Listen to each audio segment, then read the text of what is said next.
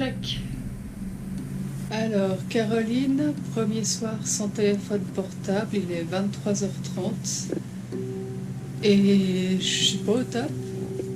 J'ai une boule à l'estomac, très clairement, depuis que l'équipe de tournage est partie avec mon téléphone. Je sais pas trop quoi faire de mes 10 doigts, mes 2 mains. C'est très difficile de voir tout le monde sur son téléphone portable et moi d'attendre patiemment que l'heure passe. C'est dur. Voilà, première journée. Pas facile du tout, des manques, des vertiges, j'ai ressenti des vertiges, des petits manques à chaque fois que je recherchais mon portable, la main qui partait comme ça un peu sur mon bureau ou dans la poche à chaque fois, et paf, des petits vertiges ou des manques de... Ouais, vraiment un manque comme si j'étais avec quelqu'un et cette personne n'était pas là en fait, je la cherche un peu partout, et voilà.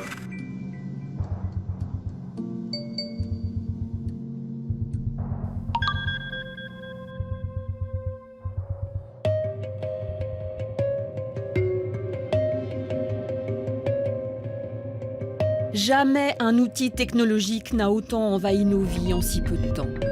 En 10 ans, le smartphone est passé du statut d'objet au grade de meilleur ami. Il concentre notre vie, il nous la dicte à coups de bip et parfois même la domine. Une relation amour-haine que les concepteurs ont bien compris. Entre dépendance et addiction, la frontière est bien fragile. Et le plus terrible, c'est qu'on ne s'en rend même plus compte. Voix 5. Caroline Avecedo, 42 ans, et Gauthier Maître, 44 ans, 2 utilisateurs lambda choisis pour une expérience. Caroline est aide-soignante au HUG. Elle aime la photo, son compagnon Raoul, son chien, WhatsApp et Instagram. Une jeune femme ancrée dans son époque et fière de l'être. Gauthier Maître, lui, est banquier. Un banquier genevois au contact facile, aux airs d'adolescent éternel. Sportif ultra connecté, Gauthier voyage beaucoup. Facebook est sa vitrine, les likes, sa raison de vivre.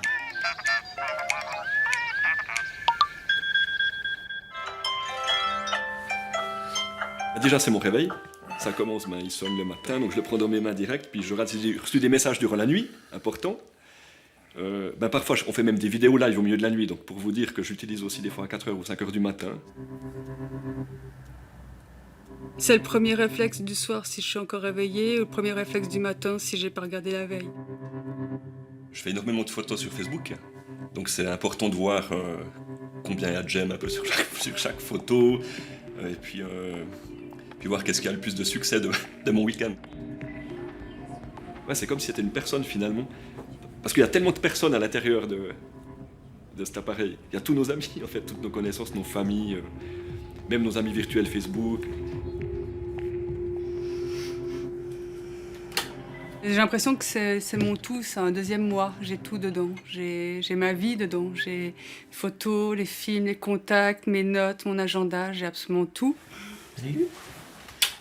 Si je vois que j'ai des messages d'amis ou de la famille, j'ai tout de suite envie d'aller voir. S'il y en a 50, c'est encore plus jouissif parce qu'il y en a 50 à lire. Enfin, c'est un tout. 3, 2, 1.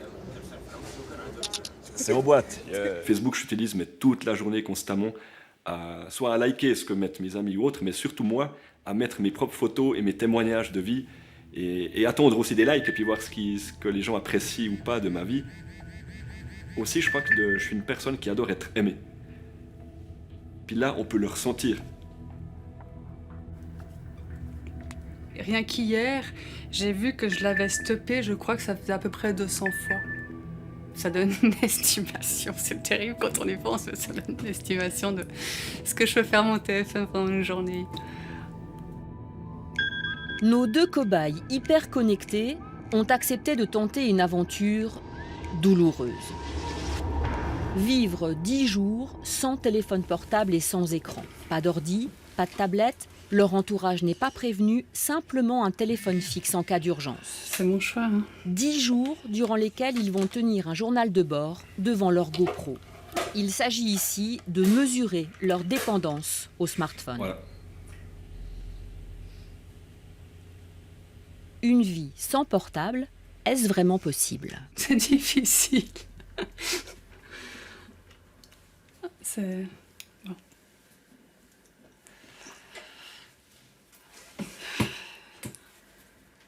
Voilà. Une semaine sans? Ouais, une semaine sans, je me sens déjà toute nue, quoi. J'ai plus rien dans les mains, plus rien à triturer, à allumer, éteindre, juste regarder et c'est difficile, c'est difficile. Ouais, ça va pas être facile là. C'est bizarre, c'est très très bizarre. Et puis surtout que j'attendais encore 1 ou 2 messages avant qu'ils s'éteignent, puis j'ai pas reçu mes messages. Donc ça va pas être facile. Mais les plus vulnérables face aux sirènes du smartphone, ce sont bien sûr les ados. À leurs 18 ans, les jeunes d'aujourd'hui auront passé 3 ans de vie devant un écran. Une inquiétude d'autant plus grande que personne n'échappe au portable. En 2017, en Suisse, 99% des 12-19 ans en possèdent un. J'ai l'impression que vous l'avez quand même tout le temps dans la main. Ah oui, on l'a tout, Ah oui, tout le temps, oui. tout le temps, Oui, tout le temps, oui, tout je le le temps. laisse jamais chez moi. J'ai peur de le perdre quand Même pendant les cours, je peux pas le laisser dans mon sac. Il faut vraiment, genre, il est dans ma poche. Ouais. J'y arrive pas. Mais pourquoi? C'est Parce que l'habitude. c'est l'habitude, Oui, c'est ouais, on l'a l'habitude, tout le temps, oui. on l'emporte tout le temps. Aussi, ça nous rassure. Ouais, Ouais, il me je sais rassure. pas. En fait, je saurais pas expliquer pourquoi. Même quand je dors, il est à côté de mon lit. Oui, Ouais, c'est Je vrai. peux pas le laisser. Je le laisse pas en bas. Je suis Ouais. obligée de l'avoir à côté. Je peux pas le laisser ailleurs.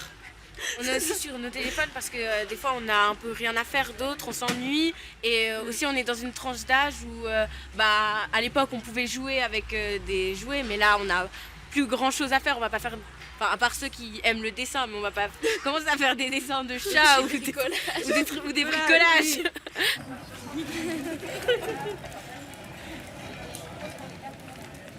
Tu pourrais piquer une crise si t'as plus de téléphone. Ah, ça m'est déjà arrivé. Ça m'arrive même souvent quand même.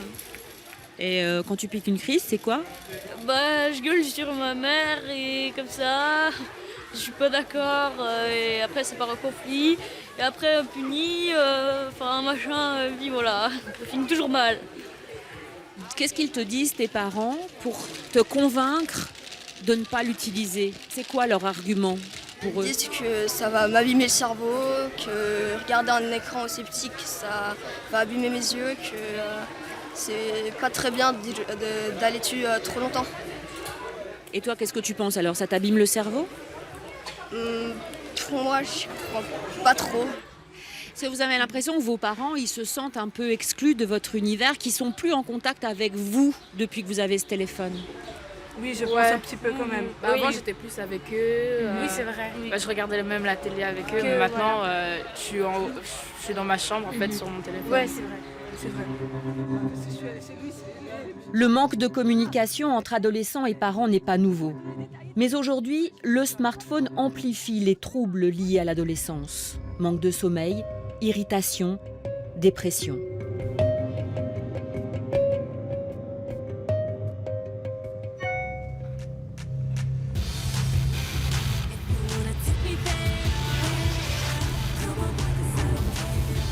Nour a 13 ans.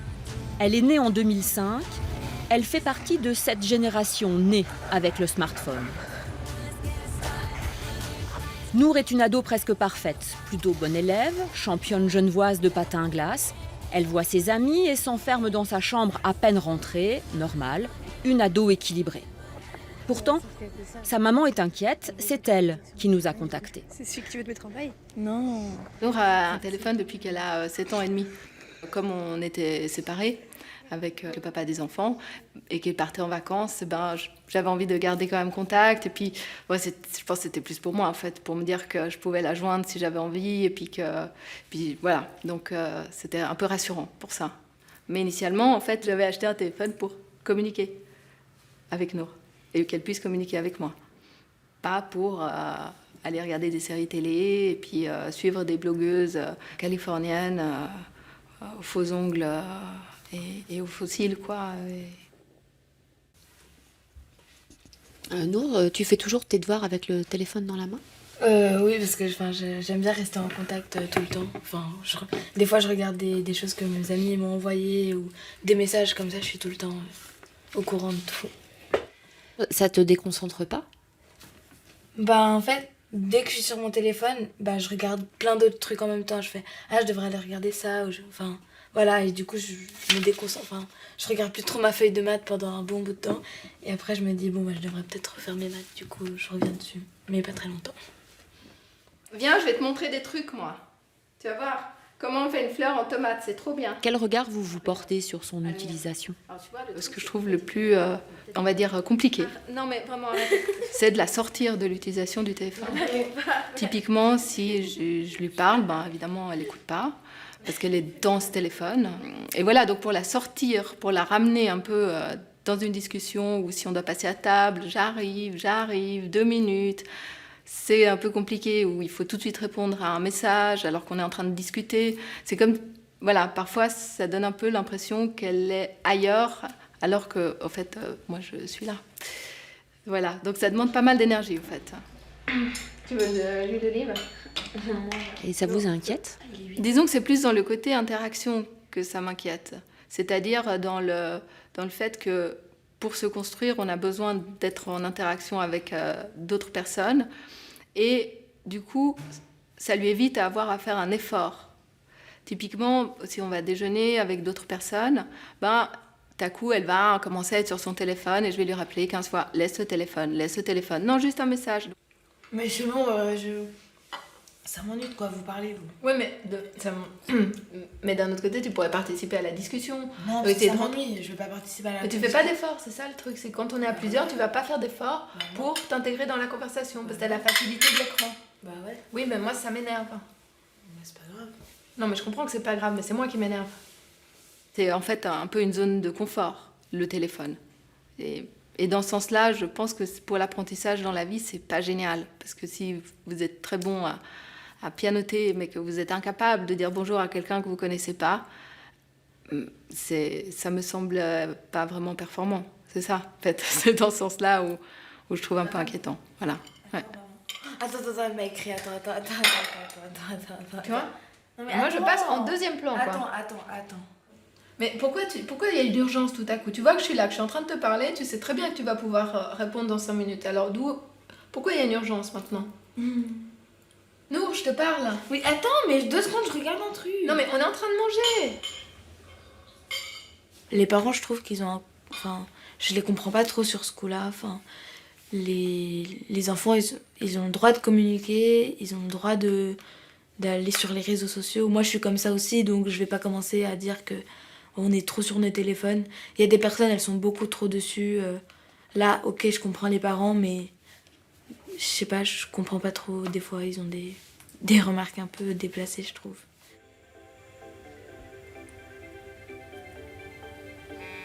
Les parents, ils disent qu'on est addict dessus. Je trouve que c'est pas vraiment le terme à dire. Je trouve que le terme, il est trop fort pour ça. Addict, c'est beaucoup trop pour moi. Je comprends pas trop. Ouais. Tu utiliserais quel terme, toi? Je sais pas, mais en fait, c'est addict. Quand on me dit addict, ça me sonne, en fait. Mais je sais pas quel autre terme dire, mais c'est juste quand on me le dit, ça me...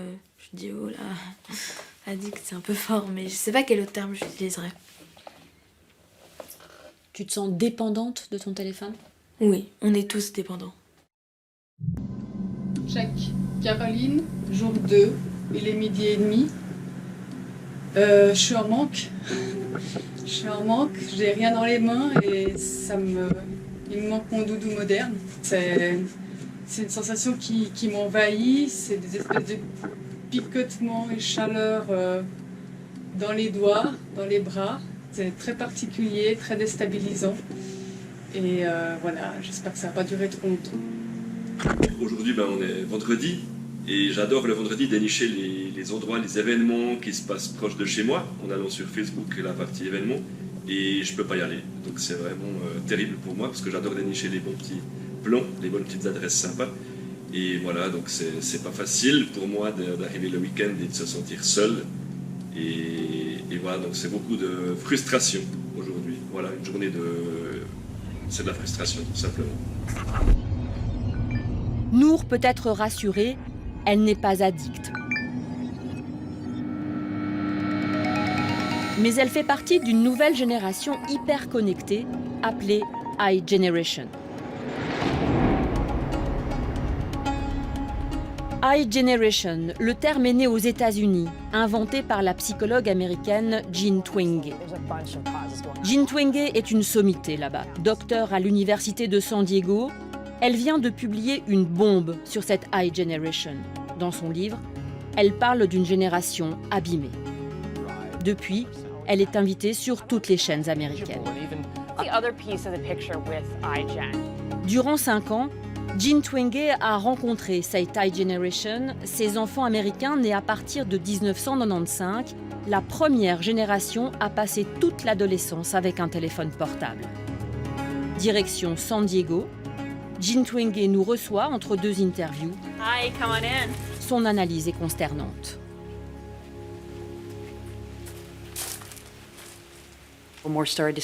Beaucoup disent qu'ils se sentent seuls, qu'ils se sentent mis de côté. Il y en a beaucoup qui disent ne rien faire de bien, ou que leur vie n'est pas utile, ou qu'ils n'apprécient plus la vie. Ces 3 dernières années, on a remarqué des symptômes de dépression classique. C'est une génération qui se sent beaucoup plus seule qu'il y a 5 ou 10 ans. Ils sont plus déprimés et plus malheureux. Cette augmentation soudaine de dépression et de solitude coïncide exactement avec l'arrivée du smartphone. Les jeunes d'aujourd'hui mettent plus de temps à grandir. Par exemple, à 18 ans, la iGeneration aura moins vite un permis de conduire, un travail, boit moins d'alcool, a moins de rendez-vous galants, sort moins en famille et a moins de relations sexuelles que la génération précédente. Cela leur prend plus de temps pour entrer dans la vie d'adulte.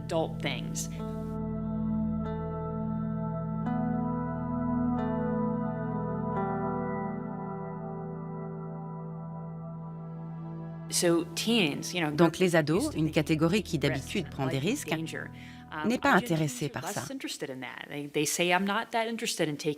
Ils auront tendance à moins boire, tendance à moins avoir d'accidents de voiture, tendance à moins se battre. C'est vraiment une génération surprotégée. Il se pourrait que ce soit la génération la plus protégée en ce qui concerne les risques physiques. Mais au niveau mental, c'est une autre histoire. Il y a un paradoxe. Ils sont plus en sécurité physiquement, mais plus vulnérables mentalement.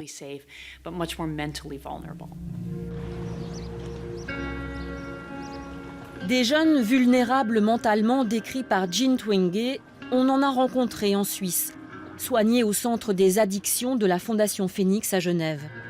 Ils sont encore marginaux, mais leur nombre a triplé en 1 an et ça, c'est inquiétant. C'est le cas de Cynthia, étudiante au gymnase.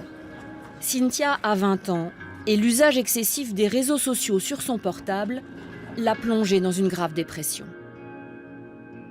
J'allais juste cliquer sur la petite icône Instagram et j'allais juste faire défiler les images.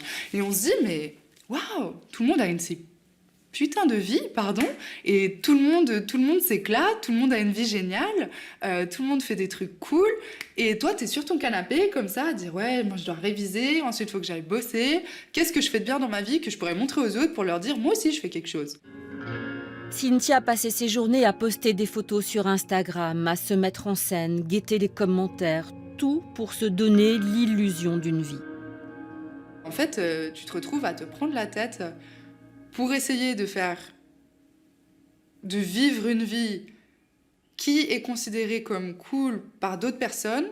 En soi, t'as aucune idée de ce que ces personnes aiment, t'as aucune idée de si ça va leur plaire, mais tu vas essayer de vivre une vie aux normes de la société, donc en faisant plein de voyages, en faisant des week-ends, en faisant la fête, en ayant plein d'amis, si possible des gens plus ou moins célèbres. Si t'arrives à avoir une photo avec une célébrité, c'est des likes assurés. C'est complètement un baromètre de où tu es socialement à ce moment-là. Si te lâches un like, c'est cool. Si te lâches un commentaire, c'est encore mieux. Pour moi, c'est vraiment un truc, c'est pour se rassurer, quoi. Je pense que c'est la mauvaise forme de valorisation. En tout cas, pour moi, c'était pas une forme de valorisation que j'aurais aimé rechercher. J'aurais préféré vouloir une autre valorisation, mais c'est sur celle-là que je suis tombée. Et après, c'est un peu en engrenage.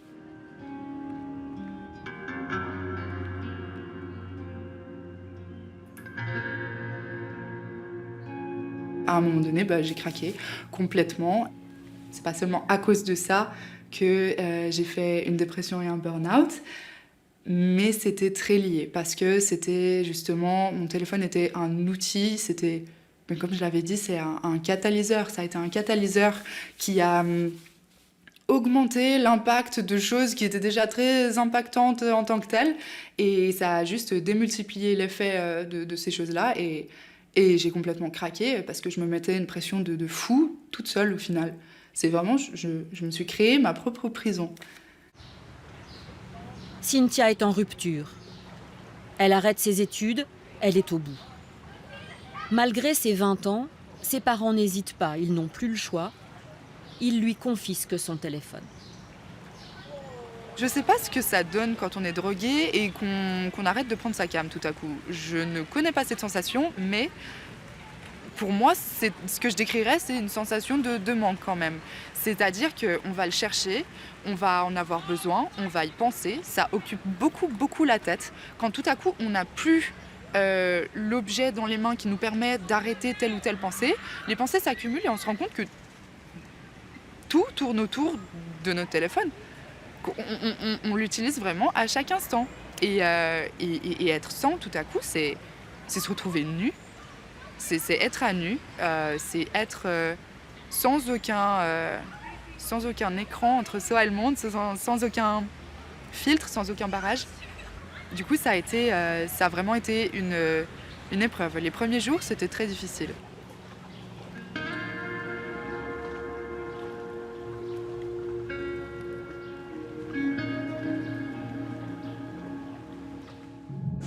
C'est que le jour 4, j'ai l'impression que ça fait déjà 2 semaines que je suis sans téléphone.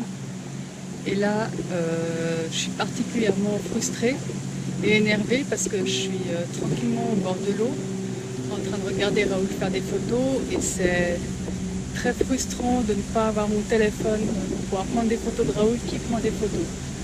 Et en plus, je devais appeler mon frère pour son anniversaire aujourd'hui et j'ai oublié de le faire, et du coup, je peux pas me mettre de rappel pour me rappeler de le faire en rentrant, et voilà, j'ai la trouille d'oublier mon frère aujourd'hui. Voilà.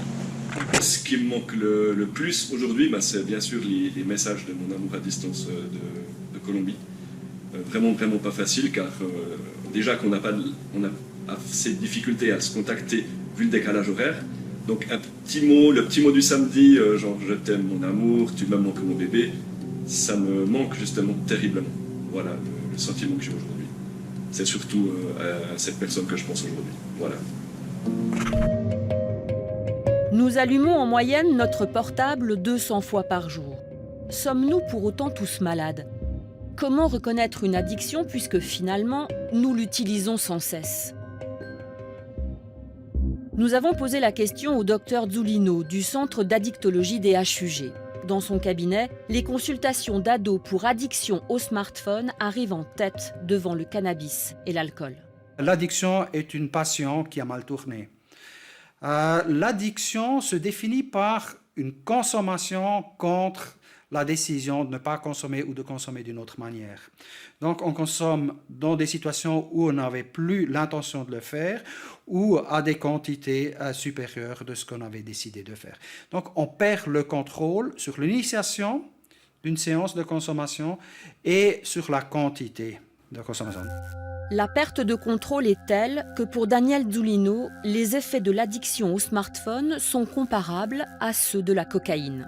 La cocaïne, du moment que ça arrive dans le cerveau, par un mécanisme très précis, va libérer de la dopamine. La dopamine va renforcer les connexions neuronales qui sont actives à ce moment-là. Le smartphone, il agit directement par nos yeux, par nos oreilles, comme ça a toujours été le cas. Dans ce sens-là, c'est l'addiction qui s'ensuit est l'addiction la plus pure, parce qu'on n'a pas besoin d'injecter quelque chose. Quand vous dites que c'est une addiction qui est de plus pure, est-ce que du coup c'est plus dangereux ? Alors, elle n'est pas forcément plus dangereuse.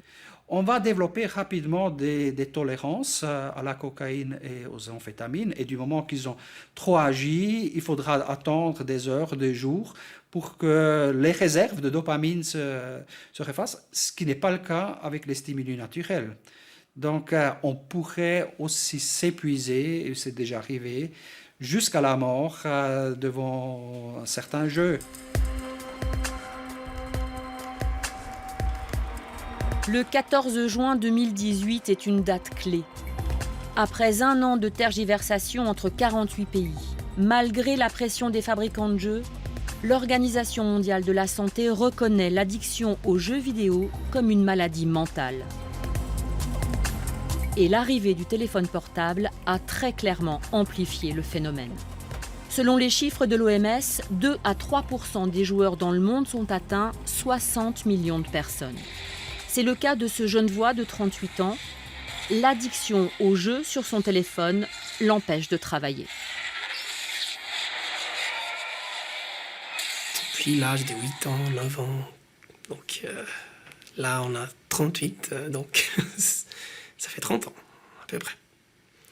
Donc oui, je suis assez accru. À fur et à mesure du temps qui passait, j'ai augmenté la quantité du temps passé avec toutes les conséquences qu'il apportait. C'était combien de temps ? Le maximum où je suis arrivé, j'ai compté pratiquement 18 heures par jour. Pourquoi ça a multiplié votre addiction au jeu, le téléphone ? Parce que par rapport à l'ordi, c'est plus facile, c'est plus vite. Il n'y a pas besoin d'allumer l'ordi, regarder où c'est le jeu. Tandis que le Natel, c'est là, à la main. C'est prend, tu l'ouvres, tac, 2 secondes, t'es déjà dedans, tu commences, tu fais tes choses, c'est fini. Cette addiction, finalement, au jeu et au téléphone, ça a eu un impact assez négatif sur votre vie jusqu'à maintenant. Oui. Il y a eu, bien sûr, des situations d'oubli, de retard, même voire des situations qui pouvaient aller même aux poursuites presque. Parce que j'ai pas envie de remplir cette feuille ou j'ai pas envie de faire quoi que ce soit. J'ai le jeu, je pense au jeu et voilà. Et ça risque de tomber à la dépression chronique, vraiment. Et là, je peux dire que j'étais presque quand je jouais à 18 heures par jour. J'étais là, j'étais pas loin d'ici, dans une autre maison. Et je me souviens, je me levais le matin, je me disais, mais non, je peux pas faire une vie comme ça, je veux vraiment changer, j'ai vraiment envie de me craser la tête au mur. Parce que j'avais pratiquement plus envie de faire rien de tout. Je veux pas dire que je me serais suicidé, mais il y avait une forte chance que si je continuais dans cette direction, ça pourrait passer. Comment a-t-on pu en arriver là ? Souvenez-vous, le 9 janvier 2007, Apple présentait son premier iPhone et le monde entrait dans une joyeuse folie. Internet devient accessible partout et en tout temps.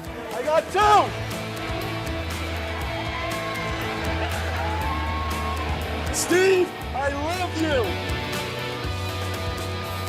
Le 17 mai 2012, Facebook fait son entrée en bourse, la plus grosse introduction de l'histoire des technologies. Notre mission, ce n'est pas d'être une compagnie publique. Notre mission, c'est de créer un monde plus ouvert et plus connecté. Via son application, Facebook est sur tous les portables. C'est alors l'explosion des réseaux sociaux à portée de main. On pensait alors que Facebook était une bénédiction. C'est exactement le contraire qui s'est produit. Les hommes les plus puissants de la toile font leur mea culpa. Sean Parker, ex-associé de Mark Zuckerberg, l'avoue sur les chaînes de télé américaines. Ils ont créé en toute conscience des outils hyper addictifs aux conséquences désastreuses. Notre idéologie, c'était comment parvenir à utiliser le plus de votre temps et de votre attention possible. Ça veut dire qu'on va vous donner un petit shoot de dopamine de temps en temps. Ce besoin de reconnaissance sociale, c'est quelque chose qu'un hacker comme moi a réalisé. Et c'est exactement ce que nous avons créé pour exploiter la faiblesse de la psychologie humaine. Les inventeurs, les créateurs, c'est moi, c'est Mark, et les gars d'Instagram. Tous ces gens.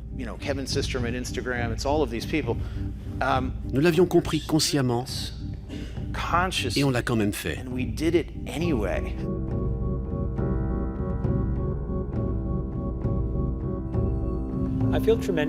Je me sens terriblement coupable.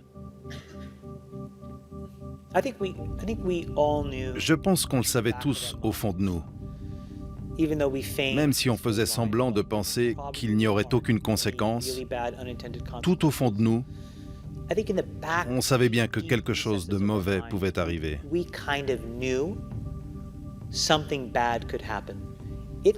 On en est littéralement arrivé à un point où nous avons créé des outils qui ont détruit le tissu social et le fonctionnement de la société. Si tu nourris la bête te détruira. Confortablement installés dans leur fauteuil, les hommes les plus puissants de la toile peuvent bien faire leur mea culpa. C'est déjà trop tard. Des cliniques privées pour jeunes addicts commencent à voir le jour en Corée et aux États-Unis.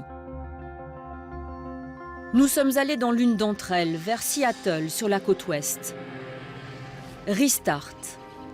Dans cet établissement, on y pratique un traitement de choc.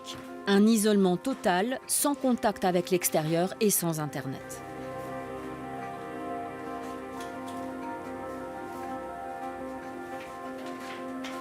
Je suis arrivé il y a 4 jours. J'étais nerveux et un peu effrayé. Avec mon père, on a traversé le pays, alors j'étais fatigué. Je lui ai dit adieu et on s'est serré dans les bras. On savait qu'on pouvait se contacter pendant la semaine. Et on savait que c'était un nouveau départ pour moi. Ils sont une vingtaine dans cette clinique de luxe à $400 par jour. 20 jeunes en rupture de vie entre 18 et 24 ans, accros aux écrans et aux téléphones portables. Certains sont là pour 1 an. Mes parents sont intervenus pour moi. Et je me suis fait surprendre par ma mère, mon beau-père, mon père et mon frère. Ils m'ont tous écrit des lettres pour me dire à quel point mon addiction à la technologie avait impacté leur vie. Et ils m'ont demandé d'aller chercher de l'aide. Ou je venais à Restart, ou ils me reprenaient ma voiture, mon téléphone, mon appartement, tout. Je finissais dans la rue. C'est une question de survie de venir à Restart.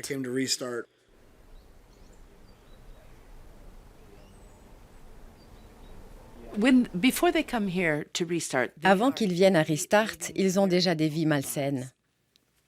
Ils passent entre 6 et 20 heures par jour devant les écrans, mangent des fast-foods, ils ne dorment pas, leur cycle de sommeil est complètement détruit, ils ne font pas d'exercice, donc ils prennent du poids et parfois, à l'inverse, ils frisent l'anorexie. Ils ne sont pas en forme. Ils n'ont pas suffisamment de muscles. Ils sont terriblement seuls.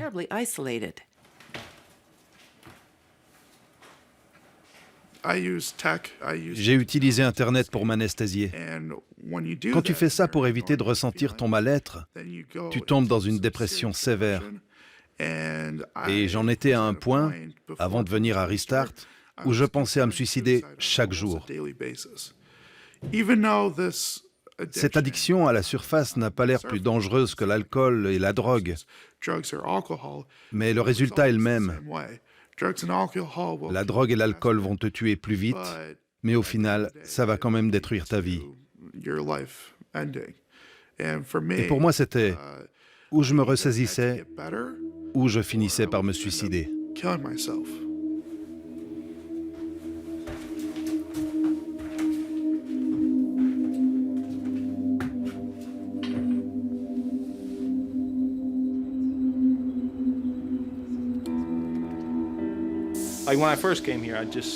À peine arrivé, je voulais repartir. Je ne pensais pas être capable de me priver de jeux vidéo et de me priver d'Internet. Et donc la première semaine, je voulais rentrer. C'est tout ce que je voulais. Quand je suis arrivé ici, j'étais très nerveux. Je ne savais pas à quoi m'attendre.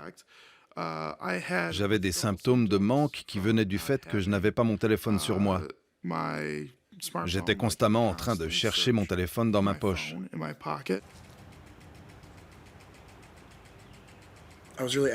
J'étais très en colère contre ma famille. Je me suis senti trahi.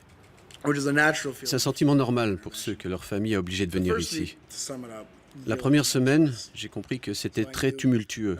Et j'ai vite compris que je resterais plus longtemps que les 2 mois prévus. Ici, le programme se fait en 3 étapes, avec à la clé une réinsertion progressive. La méthode rappelle celle utilisée pour les alcooliques anonymes. Ils doivent réapprendre toutes les bases de la vie. Quand ils arrivent ici, s'ils ne savent pas faire leur lit, on leur apprend à le faire. S'ils ne savent pas utiliser un aspirateur ou faire la lessive, ou cuisiner, ou faire les courses, beaucoup d'entre eux ne savent pas faire ces choses. En tout cas, ils ne sont pas habitués à le faire. Alors, un de nos objectifs, c'est de leur apprendre à faire tout ça. Comme ça, quand ils quittent Restart, ils pourront fonctionner comme de jeunes adultes normaux.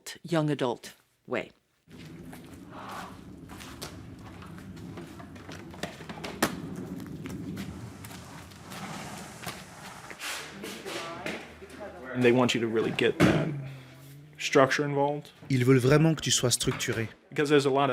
Parce que tu as beaucoup de temps libre. Et ça, c'est un problème pour beaucoup de gars ici. Et pour moi aussi. Parce que tu n'as rien à faire.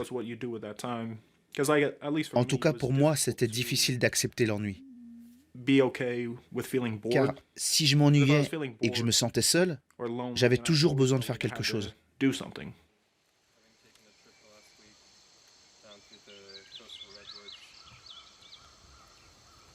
That it's been so nice. The sun's been shining, the birds have been out, the flowers are blooming. It's been really beautiful here. I do a little bit of awareness quiz. Quand tu as beaucoup joué et que tu as été habitué à ces stimuli, ton cerveau est habitué à toujours vouloir faire des choses. Alors ça peut être très difficile. Ton cerveau peut aller dans tous les sens.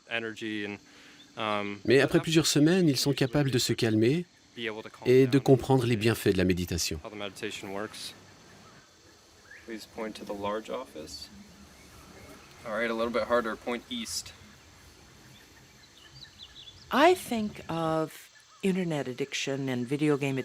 Je vois l'addiction Internet comme une toxine dans le corps et l'esprit.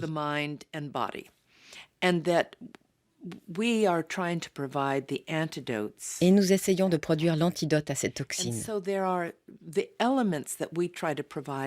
Cet antidote inclut la nature, parce qu'on est des animaux, et on doit être conscient de notre place dans la nature. Nous avons besoin de nourriture saine dans notre corps, de faire de l'exercice et de pouvoir se reposer pleinement. Nous avons besoin d'interactions humaines et sociales. Tous ces jeunes en voie de guérison ne pourront pas échapper au smartphone à leur retour dans leur vraie vie. En sortant d'ici, ils s'engagent à limiter leur accès à Internet. Dans la deuxième phase du programme, ils te donnent un smartphone avec un accès Internet limité. Maintenant, j'ai le mien, mais je ne peux utiliser que les SMS et la caméra. Donc tu ne peux pas faire grand-chose avec. Alors ça aide à te désensibiliser. Chaque fois que j'ai envie de le sortir, je me souviens qu'il n'y a rien dessus. J'ai un téléphone à clapet, c'est tout. C'est intéressant, on me pose beaucoup la question, vu que tout le monde a des smartphones, Je leur réponds simplement que je suis accro au téléphone et que ça me force à être sobre et à devoir communiquer avec les gens.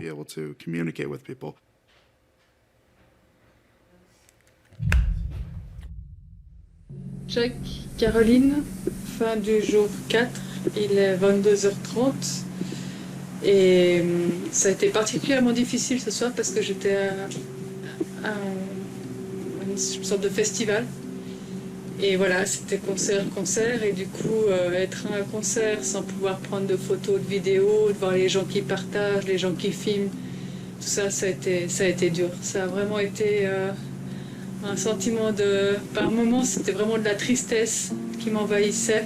Presque envie de pleurer sur place. 4e journée, carrément, une grande journée de frustration, carrément.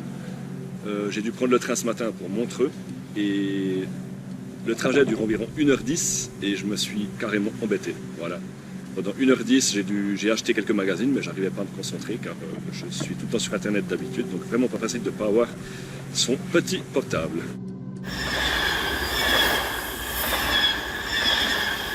Des cliniques comme Restart peuvent-elles un jour exister en Suisse? Pas si sûr. Chez nous, les spécialistes de l'addiction ne sont pas convaincus par les méthodes d'isolement. On soigne plutôt en ambulatoire, dans le milieu de vie, avec pourquoi pas des applications comme Space, qui aident à se détacher du téléphone. L'application, il te dit combien de fois tu as débloqué ton téléphone et le maximum de temps que tu peux jouer ou regarder ton téléphone. Donc si on prend une semaine complète, sur une semaine, j'ai dépassé le temps seulement 3 jours. Et quand vous arrivez à passer moins de temps sur le téléphone, on vous offre des cadeaux, on vous donne... Oui, exactement. Toutes ces petites images sont le prix gagné. Donc, à fur et à mesure du temps qu'on gagne, donc on va diminuer le temps sur la Natel. Donc là, on arrive à gagner un certain prix ou un certain image, etc. C'est un peu comme les jeux, en fait. Oui, sauf que pour moi, ça représente que j'arrive à m'éloigner de cet enfer. Parce que c'est ça. Space, une application qui t'aide à ne pas utiliser d'application. Alors pour savoir ce qui se cache derrière tout ça, direction Venice Beach en Californie, chez les concepteurs de Space. Coincé dans un garage improbable, Dopamine Lab se lance dans la technologie qui nous veut du bien. Basée sur les techniques d'addiction, des jeux et des réseaux sociaux, tout est une histoire de récompense. Ça, c'est tout ce que tu aimes dans la vie. C'est la raison pour laquelle tu l'aimes. Quand tu appuies sur ce bouton, parfois tu as des récompenses, parfois tu n'en as pas. Les développeurs de jeux et les réseaux sociaux utilisent cette technique tout le temps. Quelquefois, quand tu ouvres Facebook, tu reçois beaucoup de likes. Et quelquefois, tu ouvres Facebook et tu n'as rien. Et c'est pour ça que c'est si addictif. La mission de cette start-up est bien de vendre une solution entre neurosciences et intelligence artificielle afin de rendre les applications smartphone le plus persuasives possible. Mais attention, pas n'importe lesquelles, juste celles qui leur donnent bonne conscience. On utilise cette technique pour aider les malades à prendre leurs médicaments. On aide les gens à être physiquement plus actifs.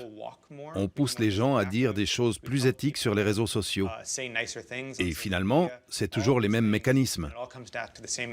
Comment tu anticipes le besoin des gens pour savoir à quel moment la récompense est la plus efficace. La start-up a bien senti le vent tourner depuis le mea culpa des big boss de la Silicon Valley. Et depuis, elle a même changé de nom. Dopamine Lab était bien trop connoté. Mais dans le fond, rien ne change. Ils le disent eux-mêmes, oui, c'est de la manipulation, mais pour notre bien. Oui, c'est une manipulation de l'esprit. Je ne sais pas comment on traduit ça en français, mais en anglais, manipulation veut dire changement. Et ces technologies sont très efficaces pour nous changer. La question est, qui va les contrôler? Est-ce qu'elles vont être utilisées pour le meilleur intérêt de l'homme sur le long terme ou pour l'intérêt de la compagnie? Entre les applications comme Space ou les cliniques américaines, tous les moyens sont bons au nom d'un retour à une vie plus saine. Au centre d'addictologie des HUG, les techniques de soins sont davantage basées sur les habitudes de comportement. Pour être efficace, il s'agit d'apprivoiser la bête et non pas de la supprimer. Le traitement, c'est l'entraînement des comportements alternatifs. Si on reprend le petit message, le bip donné par le réseau social, on va demander à la personne de supporter. On sait que ce craving, il dure normalement 5-10 minutes. Mais cette expérience déjà doit être faite. On doit déjà s'apercevoir qu'on peut le supporter et que ça passe. Deuxièmement, on va exposer volontairement la personne aux stimuli qui normalement lui induisent ces comportements. On va lui demander de prendre le smartphone, d'ouvrir et de fermer, et d'attendre, et de le refaire sans consulter. Ça semble être facile, ça ne l'est pas toujours, donc vous pouvez vous imaginer que ça prend du temps. Le traitement de désintoxication au portable peut paraître simpliste, mais il a fait ses preuves. Après 6 mois de traitement, Cynthia retrouve un équilibre. J'ai découvert divers intérêts que je croyais morts et enterrés depuis longtemps. Je me suis remise à la peinture, je faisais de la peinture à huile, je me suis remise à la peinture à huile. J'ai commencé la guitare, j'ai recommencé à faire du sport un peu plus intensivement que je ne le faisais. Mais donc ouais, on découvre qu'on a plein de temps et qu'on a 24 heures dans une journée. On a tous les mêmes 24 heures, mais ce qu'on en fait, ça dépend que de nous. En fait, ça dépend de rien d'autre. Ça dépend pas, en tout cas pas, d'un petit écran qui tient dans la paume de notre main, quoi. Et ça a été une libération aussi.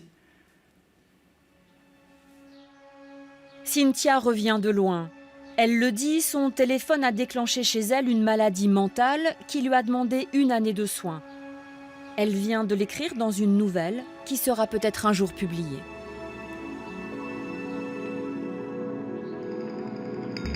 Après 10 jours seulement sans téléphone, Caroline et Gauthier ont-ils eux aussi découvert une autre vie. Le bilan, il est plutôt positif, même si je me réjouis vraiment de le retrouver. Je me réjouis de pouvoir le retoucher. Mais après, comment exprimer ça? Je dirais qu'il est positif parce que dès qu'on sort, on est seul avec soi-même. C'est-à-dire qu'on n'est plus joignable et personne ne va venir changer mon emploi du temps décidé à l'avance. On est tellement sollicité quand on l'a en main que comment faire comprendre aux gens qu'on n'a plus envie d'être joignable comme ça en permanence. Et ça va être... voilà, je ne sais pas comment je vais gérer ça, comment je vais... Est-ce que je vais tenir le coup déjà ou pas? J'en sais rien du tout.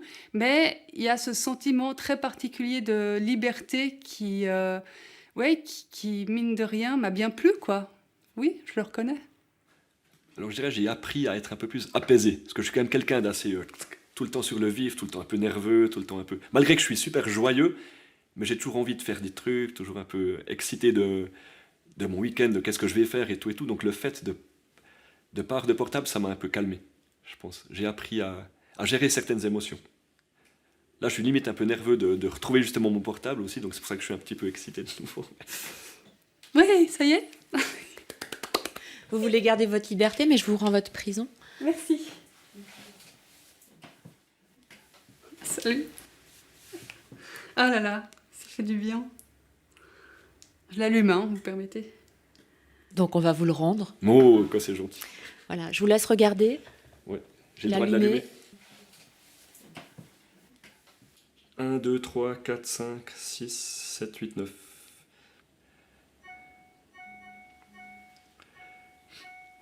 Oula, 61 messages d'un WhatsApp collectif, là. C'est très bizarre. Ouais, j'ai quelque chose dans les mains, quoi, et j'avais presque plus l'habitude de ça. C'est une sensation qui est à la fois euphorisante, vraiment euphorisante, et puis en même temps, ouais, est-ce que j'ai vraiment besoin de ça? C'est très bizarre comme sensation. J'arrive même pas à me concentrer en fait. Je vois les noms, mais je suis un peu ému. Là, j'arrive pas même pas. Je pense que je regarderai un peu plus tard tous ces messages. Ah ouais. 143. Ah ouais. Message en attente. Est-ce que vous seriez prêt à vivre sans téléphone? J'en ai envie, mais il y a la petite bête quand même, enfin, la petite voix qui me dit mais s'il te plaît, non, je suis là, prends-moi dans ta poche, prends-moi partout avec toi. Mais je pense que ça serait sain de le faire, au moins déjà un jour sur deux, et pourquoi pas l'essayer tous les jours. Mais ça sera dur, mais je vais essayer. Oublier son téléphone portable de temps en temps, le chemin s'annonce compliqué pour Gauthier comme pour nous tous. C'est indéniable, le smartphone va devenir de plus en plus performant et le mobile du futur sera comme une prothèse de nous-mêmes, un deuxième cerveau. Alors demain, c'est promis, je pose mon téléphone le plus souvent possible.